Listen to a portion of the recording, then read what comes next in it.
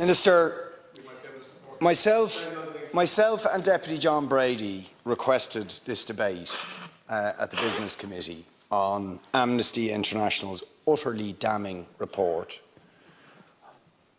that Israel is a state that is operating a system of apartheid, and in doing so are committing crimes against humanity, and call for sanctions to ensure that that system, that inhumane and inhuman system, is dismantled.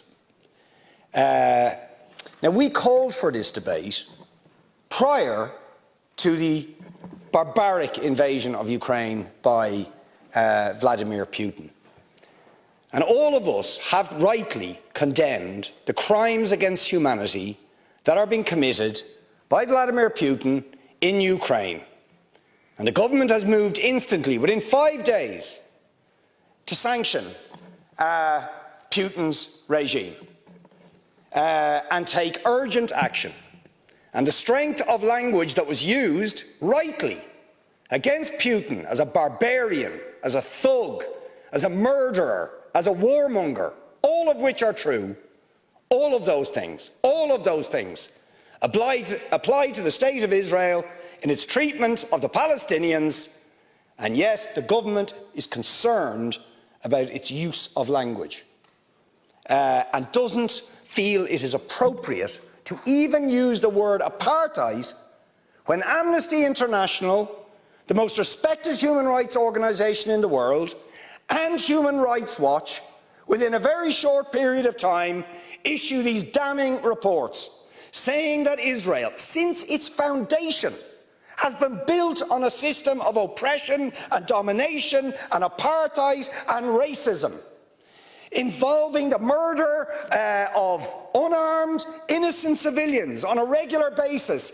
arbitrary detention and imprisonment, land annexations, the displacement of people, the denial of basic fundamental rights to 6 million Palestinians who are displaced outside Israel and the occupied territories, to the right to the return to their homes, to the illegal blockade of Gaza, which has left, as they say in the report, Gaza in a permanent state of humanitarian crisis, denying people access to food, to water, and treating the Arab population as a whole, the Palestinian population as a whole, as an inferior race. I mean, it doesn't get stronger than this. And yet you want to be careful about your language. You're happy to correctly use the most strong and robust language to describe the crimes against humanity of Vladimir Putin, but you will not use the same strength of language when it comes to describing Israel's treatment of the Palestinians, when it is now being documented and detailed by two of the most respected human rights organisations in the world, and indeed has been alleged by dozens and dozens of non-governmental organisations, and to be honest, anybody who looks honestly at the decades of brutal, inhumane persecution of the Palestinians, successive assaults on Gaza, the annexation of their land and territory, the systematic application of apartheid rules, you don't want to even use the word apartheid. Never mind sanctions.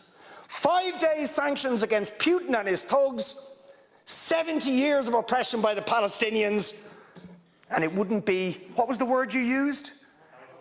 It wouldn't be helpful to impose sanctions.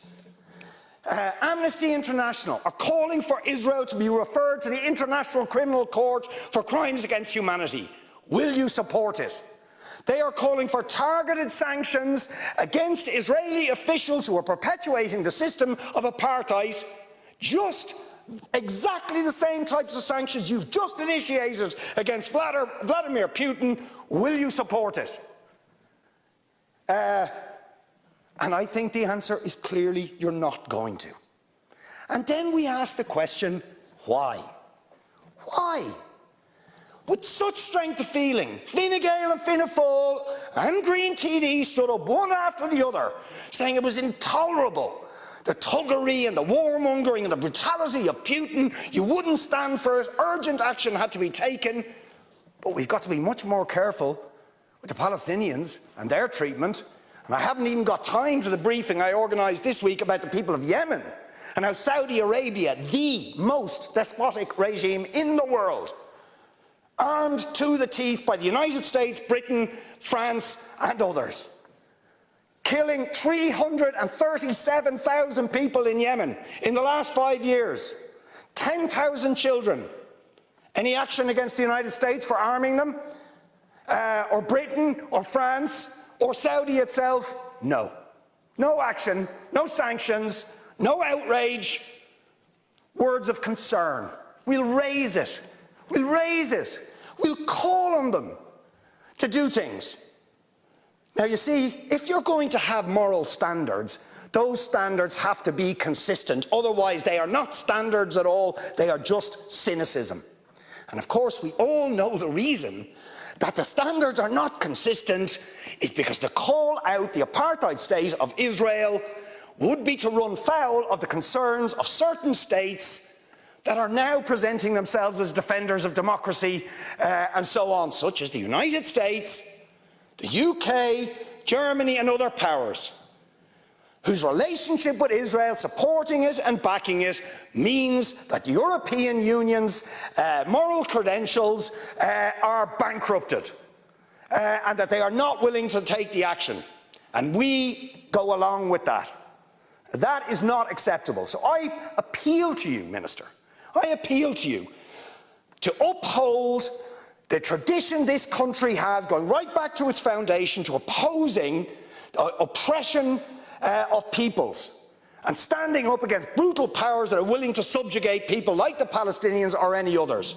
Show some moral backbone, show some consistency and support the motion that we have circulated to every TD in this House, which Sinn Féin have now signed, which a number of the left independents, which People Before Profit have signed, calling for the adoption of the recommendations of the Amnesty report and for the sanctions that must follow that they recommend. Will you support those things? Because if you don't, to be honest, all the words of concern, all the raising it, means nothing to the Palestinian people.